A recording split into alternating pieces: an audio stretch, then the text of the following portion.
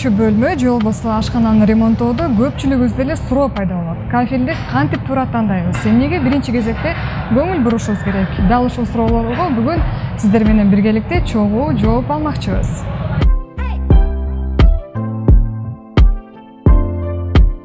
Бүгүнкү күндө кафель плиткаларынын түрү көп. Алсак жөнөкөйдөн тарта стандарттуу эмесине чейин бар. Учурда кандай түрлөрү көп колдонулуп келинет жана эмнесине карап тандоо керек, алдыда кененирээк.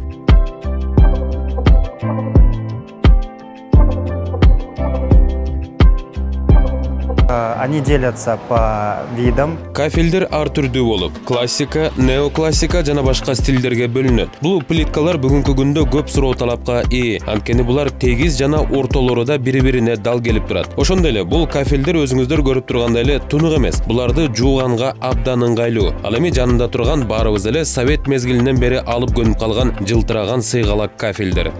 К примеру, вот эта модель, она идет матовая.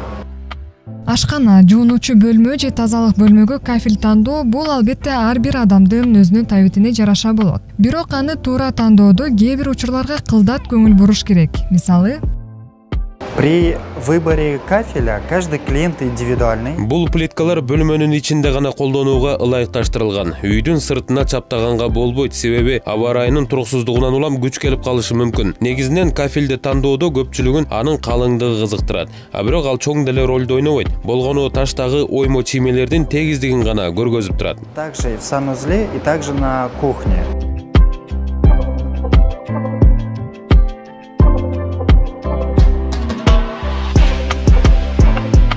Дмитрий мырзанын айтымында кардарлар кетирген эң чоң ката бул алардын кафель чаптоого сапатсыз клей тандагандарын айтат. Чаптоочу каражаттар туура тандалган болсо, ал көпкө чыдамдуу болорун эскертип өттү. Приобретя данную плитку, она в этом случае керамогранит. Көп учурда кардарлар мындай плиткаларды үйүнүн сыртына коюп, анан бир жыл өтпөй эле жаракалар кетип сынып баштаганын айтып келишет. Албетте, заводдон жараксыз да болуп чыгып калышы мүмкүн. Бирок чынында мындай учурлар алардын кафель чаптоодо сапатсыз клей колдонгондугунан жана ошондой эле жасап жаткан мастердин шалаакылыгынан да көп болот. Ошондуктан жыл сайын эле жаңылантып кафель алмаштыра бергениңиз келбесе, сөзсүз түрдө сапаттуу клей колдонуңуздар демекчимин. Значит, просто у вас под плиткой не было клея.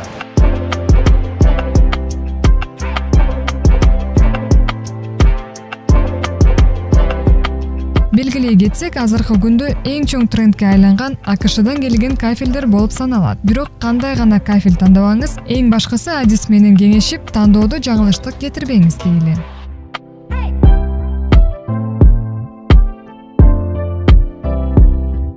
Мирамакс, Чоро Казымкулов, Таң маанай берүүсү.